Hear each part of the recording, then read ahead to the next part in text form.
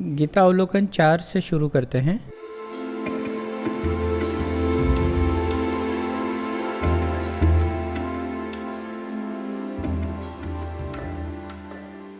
इस गीता अवलोकन 4 में हम 3 सूत्र लेंगे, 4, 5 और 6। 3 सूत्रों में दुर्योधन द्रोणाचार्य जी से ये कहता है, यहाँ पांडवों की सेना में अर्जुन और भीम के समान बड़े बड़े सूरवीर सात्यकी, विराट नरेश तथा महारथी द्रुपद हैं। इस युद्ध में दृष्टकेतु, चितिकन, वीर काशीराज, पुरुजित, कुंतीभोज, नरेश श्रेष्ठ शौर्य, पराक्रमी युद्धमन्यु, बलवान उत्तमौज, सुभद्रा पुत्र अभिमन्यु, द्रौपदी के 5 पुत्र, ये सभी महारथी हैं। ये सारे नाम गिनाते हैं।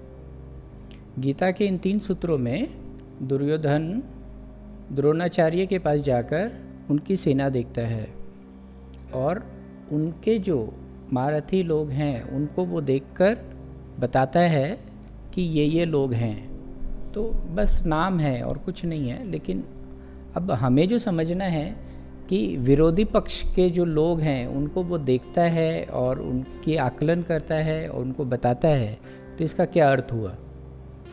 तो साधारण अगर देखें तो ये एक कथा की तरह है, बस कथा चल रही है, आप सुन लीजिए। लेकिन समझने की बात यह है कि ऐसा क्यों करता है।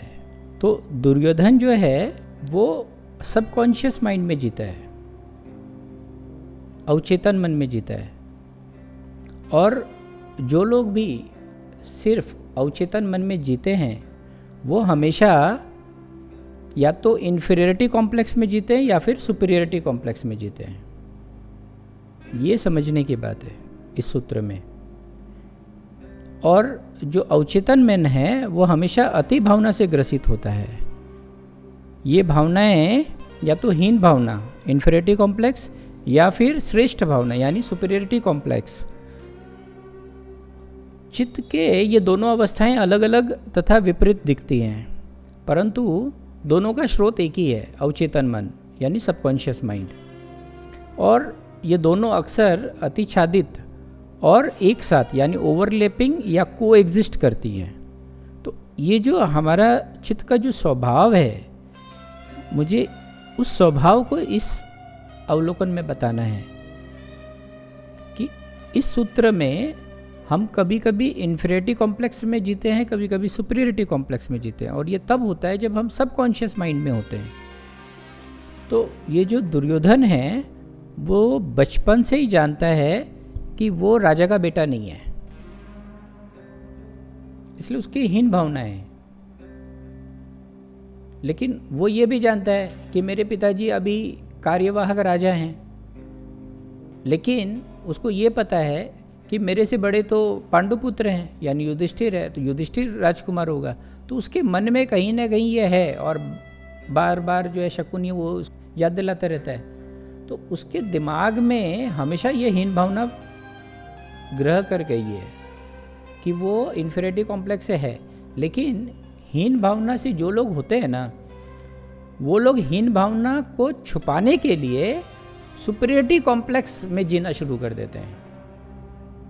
तो ये सुपीरियरिटी कॉम्प्लेक्स में जीने का क्या मतलब हुआ कि वो बताता है, जैसे आपने सुना होगा कि जो दुर्योधन है वो बहुत दान दक्षिणा देता था, पर वो अच्छे मन से नहीं देता था, वो सिर्फ दिखावाबाजी के लिए देता था।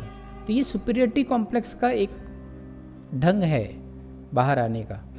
तो हमें जो देखना है कि अगर हम अचेतन मन में जिएंगे यानी सचेतन नहीं जिएंगे, यानी हम होशपूर्वक अगर नहीं जिएंगे, तो हम या तो कभी इन्फीरियरिटी कॉम्प्लेक्स में फंस जाएंगे या कभी सुपीरियरिटी कॉम्प्लेक्स में फंस जाएंगे। तो वो जो दुर्योधन इस सूत्र में विरोधी सेना का अवलोकन करता है और देखता है कि कौन कौन महारथी हैं और बताता है कि ये महारथी है, ये महारथी है, ये महारथी है, तो ऐसा लगता है कि ये तो उनकी बड़ाई कर रहा है और उनको बता रहा है, पर ये एक्चुअली उसका छुपा हुआ भय है, ये उसका इन्फीरियरिटी कॉम्प्लेक्स है।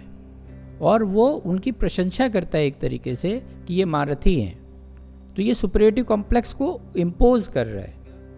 तो ये जो इन्फीरियरिटी कॉम्प्लेक्स और सुपीरियरिटी कॉम्प्लेक्स का जो नेचर है ये हमें समझना चाहिए। अगर ये हम समझेंगे तभी हम अपने माइंड को समझ पाएंगे और सबसे पहली बात तो ये जो समझनी है कि ये दोनों जो कॉम्प्लेक्सेस हैं ये हमेशा सबकॉन्शियस माइंड में ही जन्मती हैं। अगर आप सचेतन हो जाएंगे यानी बिन कॉन्शियस हो जाएंगे तो इस तरीके की कभी भी कॉम्प्लेक्सेस आपके अंदर पैदा नहीं होंगी। ना तो आप इन्फीरियर कॉम्प्लेक्स में जिएंगे ना सुपीरियर कॉम्प्लेक्स में जिएंगे। आप क्या जिएंगे? आप नेचुरल स्टेट में जिएंगे। तो गीता अवलोकन के इस अध्ययन में हम यही समझते हैं कि हमें अवचेतन मन यानी सबकॉन्शियस माइंड में नहीं जीना है और हमें ये देखते रहना है कि हम इन्फीरियरिटी कॉम्प्लेक्स या सुपीरियरिटी कॉम्प्लेक्स के घेरे में नहीं पड़ जाएं।